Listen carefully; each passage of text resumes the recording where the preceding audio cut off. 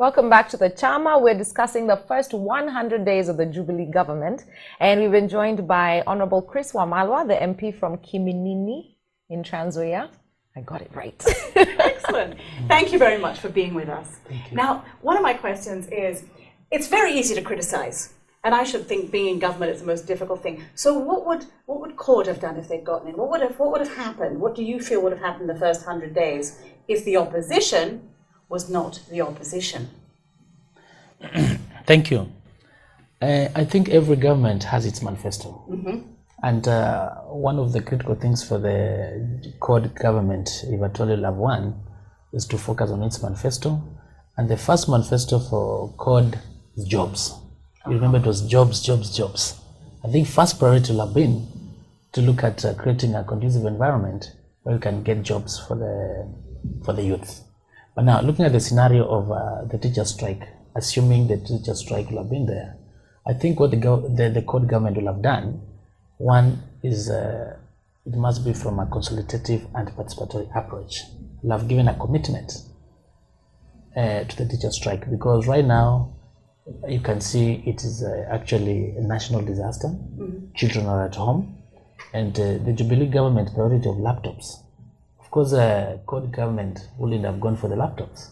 And you can see from the appropriations amendment that came into Parliament, you saw the CORD members of Parliament, Mheshimiwa Jacob Mediwo and myself, had brought in an amendment to get some of the money so that we give priority to the teachers. What the teachers are asking is something which was promised. It was promised, I think, by Moi government, the legal notice of 97. And there's a collective responsibility in terms of succession. You don't need to have been there, but any government that was there, whatever commitment you had given, it's a prerogative of the other government. When you come in, you should comply with that. So I think, though, in as much as, yes, the commitment was made prior and everything, I can't help but feeling like this first 100 days of the Jubilee government have been strategically sabotaged. Constant strikes. You guys, the MPs wanted more money, county reps wanted more money. Even in terms of, this is what we will deliver, you need people on the ground to actually do the delivering. And if people are on strike, we were laughing earlier about butchers in Kiambu striking as well. We're becoming a striking nation. Yeah. It makes it very hard to implement things. And then when it comes to the issue of laptops, I think Uhuru might be onto something that maybe a lot of the world doesn't know about yet. I was watching this TED talk a while ago. His name is Sujata Mitra. And he put laptops in the middle of some Indian villages. And children who didn't even speak English, they only spoke Tamil, taught themselves the DNA sequence, the human DNA sequence, in English. They taught each other, these kids, and they're like 7 or 8, with no teacher, no adult supervision. So I think he's on to something. He has a vision and he's pursuing it, maybe dogmatically, and we haven't bought into it, hasn't been sold to us well. But I think that's what he's hanging on to. Yeah, when it comes to laptops, that's what I have to say. What would CORD have done with the teachers? You were talking about reconciliation and jobs, jobs, jobs. I mean, the teachers, I think, at this point, also with the laptop situation, would be concerned about their jobs. I think they're feeling a sense of job insecurity. Yeah, yes. if I was going to be replaced by a laptop, I would feel insecure. No, I don't think so. I think what CORD will have done, teachers are also parents.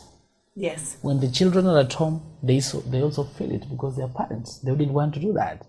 But you realize that this was a promise which was there, and the human beings, they live in this country.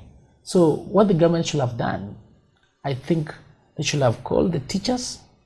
His Excellency, the President himself, should have been at the front line to call the teachers and let them negotiate. Negotiation is about give and take. It's not intimidation. You realize right now they're being threatened to be sacked.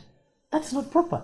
You see negotiation here. So you think it's been dealt with badly? Yeah, the approach has been bad. These are human beings. They're also parents. They have their children at home. So the approach has been wrong. It's very easy to say that on some level because you're not in that position. But this promise is 16 years old. Yes. And it has never, ever been granted. Yes. I mean, I sympathize with the teachers. I would assume everybody in government is a liar at this point if I was a teacher, because every single government has gone back on their word on that. As I said earlier, in terms of collective responsibility and in terms of succession, if any other government had given a commitment, the incoming government, it's its responsibility to develop a strategy that will always solve the issues that will have been there. It's true, this was done by the Moi government. At that time, the Moi government is not there. So the Kibaki government also had strikes. And they also looked for a way, and they sorted out the issue. So the blame on the Uhuru government is they've not given the right commitment, the right approach to the teachers, because look at the students, people staying at home for a whole month, a third of a term. Okay, so what would you advise the Jubilee government in the next 100 days? My advice to the Jubilee government is they should get their priorities right.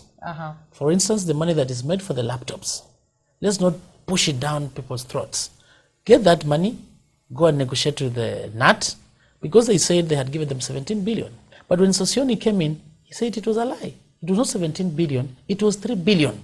So the aspect of honesty comes in, because they're also human beings. The other day when they were meeting the National Executive Council, they were ready to call off the strike. But here you are being told, this 17 million, you're given a bag, you open, it's not 17 billion, it is 3 billion. That tells you, you're being taken for granted. In terms of negotiation, there must be respect for each other. There must be flexibility, so that it's a win-win in both situations. So to me, Jubilee government, to learn a bit of negotiation skills. Okay, you want them to be more diplomatic. Absolutely, and respect the teachers. Don't intimidate the poor teacher. Don't threaten you're going to sack. Surely, you can't do that. What's your stand on the VAT bill, very quickly? When it comes to the VAT bill... You discussed the medicine thing. I want to know specifically when it comes to women. We act like diapers are a women's issue, so I'll throw them in there, even though they are a family issue. In fact, diapers are not women's issue. Diapers are for family issues. Exactly. You know, it's everybody. But it's always even sanitary. No. It takes the entire family. I'm so glad you said that. As a father, as a husband, I'm against introducing VAT, sanitary towels and diapers, because these are going to dig into the economic aspect of a family. Exactly. And the family will suffer as a whole. It's not the only woman who is going to suffer. Even the father maybe are used to taking your meat. That time you'll not be able to have that meat. So we are totally against the government introducing VAT on these basic commodities. Now when it comes to medicines, for instance, in this country we've not had a case whereby medicine is being taxed VAT 16%. How do you tax somebody who is in hospital? It's just like you're sentencing that person to a death sentence. It's an economic death sentence. Absolutely. There's no way you can accept the Jubilee government to come and tell us that you want to put VAT on medicines. Blood transfusion. Someone has had an accident in a critical condition. Then here, you're coming in to say, we're adding VAT. That one is not acceptable. Okay. It's inhuman.